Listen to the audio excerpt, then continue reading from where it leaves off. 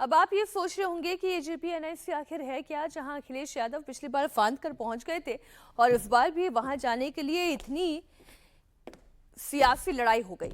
अब आपको बताती हूँ जेपीएनआईसी आखिर है क्या। Jayaprakash Narayan international centre.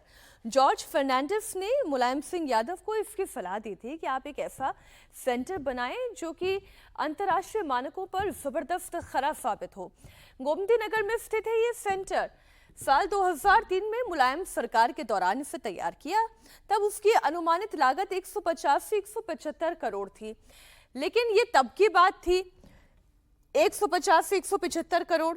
लेकिन जब इसका निर्माण शुरू हुआ, मुलायम सिंह यादव के कार्यकाल के दौरान ही जब इसका निर्माण शुरू हुआ, फिर धीरे धीरे इसकी लागत कैसे बढ़ती चली गई, अगले ग्राफिक्स के जरिए आपको बताते हूं।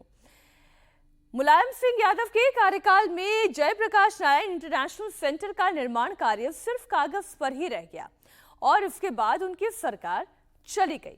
तो फिर जब 2012 में समाजवादी पार्टी की सरकार बनी और अखिलेश यादव ने मुख्यमंत्री की कमान संभाली, तो जेपीएनआईसी का निर्माण काम शुरू हुआ। लेकिन तब तक इसका बजट 8 गुना बढ़ चुका था। कितना हो चुका था? 861 करोड़ रुपए इसका अनुमानित बजट बन गया था। लेकिन अखिलेश यादव का तो ड्रीम प्रोजेक्ट था और ड्रीम प्रोजेक्ट होने की वजह से 11 अक्टूबर 2016 को अखिलेश यादव ने यहाँ पे उद्घाटन का काम किया। केवल स्पोर्ट्स कॉम्प्लेक्स का ही उद्घाटन अभी हो पाया था और प्रोजेक्ट अभी पूरा नहीं हुआ था। निर्माण कार्य अधूरा रह गया क्योंकि अखिलेश यादव की सरकार चली गई। जेपीएनआईसी के उद्घाटन के कुछ महीने बाद ही उत्तर प्रदेश में विधानसभा चुनाव हुए, जिसमें अखिलेश यादव की पार्टी पूरी तरह से हार गई और बीजेपी की जीत हुई, जिसके बाद योगी आदित्यनाथ उत्तर प्रदेश के मुख्यमंत्री बने। निर्माण पर करीब 880 करोड़ रुपए के खर्च किए जा चुके थे, यानी कि केवल एक स्पोर्ट्स कॉम्प्लेक्स कितना खर्च हो चुका था? 880 करोड़ रुपए का खर्च ऑलरेडी हो चुका था। इसके बाद योगी सरकार ने इसकी जांच के आदेश दिए, यानी कि अब तक दरअसल ये प्रोजेक्ट पूरा हो ही नहीं पाया है। कैंपस अभी भी निर्माणाधीन ही है। जेपीएनआईसी बंद है वो बिल्डिंग, तो वहाँ सुरक्षा कारणों से वहाँ बंद पड़ी बिल्डिंग में लखनऊ विकास प्राधिकरण ने कल ही अवगत करा दिया था अखिलेश जी को वहाँ माल्यार्पण किया जाना सुरक्षा कारणों से कतई उचित नहीं है, इसलिए अनुमति देने से इनकार कर दिया था एलडीए ने। जहाँ तक अखिलेश जी भ्रष्टाचार की बात कर रहे हैं, तो एनआईसी बिल्डिंग का निर्माण और उस पर किए गए समस्त कार्य अखिलेश जी के मुख्यमंत्रित्व काल के समय के हैं। अगर भ्रष्टाचार हुआ है तो खुद अपनी सरकार पर उंगली वो उठा रहे हैं। तो उनके ज़माने में वो विकास कार्य हुआ, उनके ज़माने में वो बिल्डिंग का निर्माण हुआ। योगी सरकार का आरोप यह है कि जेपीएनआईसी के निर्माण में भ्रष्टाचार हुआ था और इसलिए अब इस पूरे मामले पर जांच हो रही है। क्या क्या हुआ, कब कब हुआ और ये पूरा प्रोजेक्ट क्या है, ये आप देखिए। ये अखिलेश यादव का ड्रीम प्रोजेक्ट है और इसका निर्माण उन्होंने लखनऊ के गोमती नगर में ताज होटल के पीछे शुरू कराया था। जेपी सेंटर करीब 18.64 एकड़ में फैला हुआ है। कुल 17 मंजिल की इमारत है। टॉप फ्लोर पर हेलीपैड बनाने की भी योजना थी। सोचिए कितना बड़ा कन्वेंशन सेंटर बनाने की पूरी प्लानिंग थी। ओलंपिक साइज का टेनिस कोर्ट ही नहीं बल्कि ऑल वेदर स्विमिंग पूल का सपना था। मल्टीपर्पज बैडमिंटन कोर्ट की बात हुई। 880 करोड़ सोचिए केवल स्पोर्ट्स कॉम्प्लेक्स बनाने में लगे, लेकिन क्या क्या चीजें और होनी थी।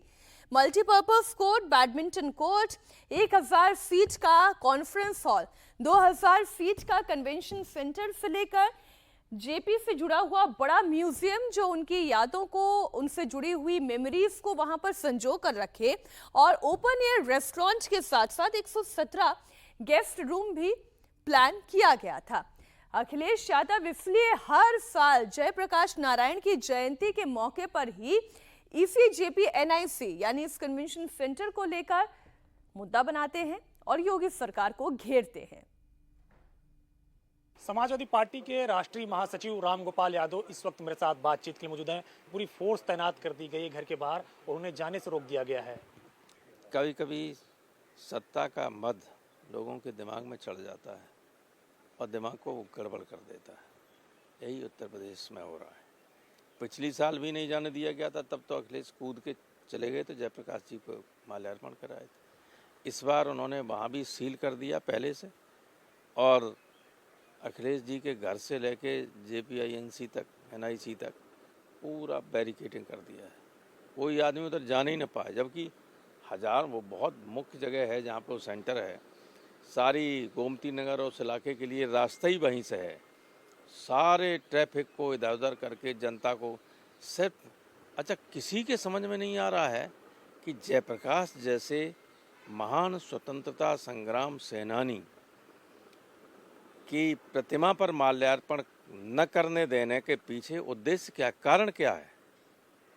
जिस व्यक्ति को इस देश की सरकार ने भारत रत्न की उपाधि से सम्मानित किया हो, स्वतंत्रता संग्राम के सेनानियों में जिसका कोई मुकाबला न हो,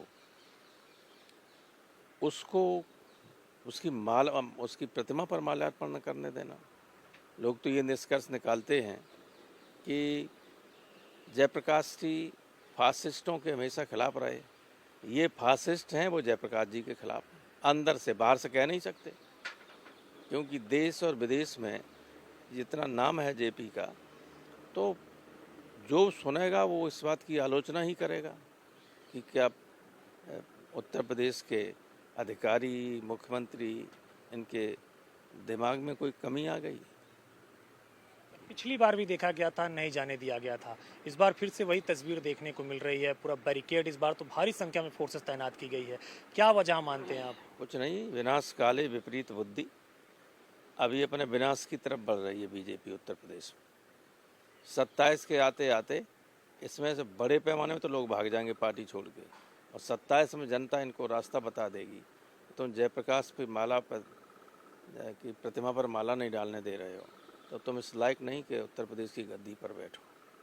इतना बड़ा कन्वेंशन सेंटर अखिलेश ने बनाया था, उसको बीच में ही रोक दिया। 3/4 बन चुका था, लोग जाके कहीं देख न लें कितनी शानदार जयप्रकाश जी की स्मृति में बन रहा था, तो क्यों रोका है?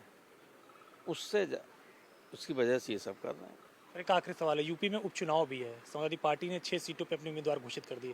कांग्रेस नाराज बताई जा रही है, हम 5 पे लड़ना चाहते थे। कांग्रेस के जहाँ 500 वोट हैं और हमारे 60,000 वोट हैं, वहाँ भी वही मांगेगी, तो कौन मान लेगा?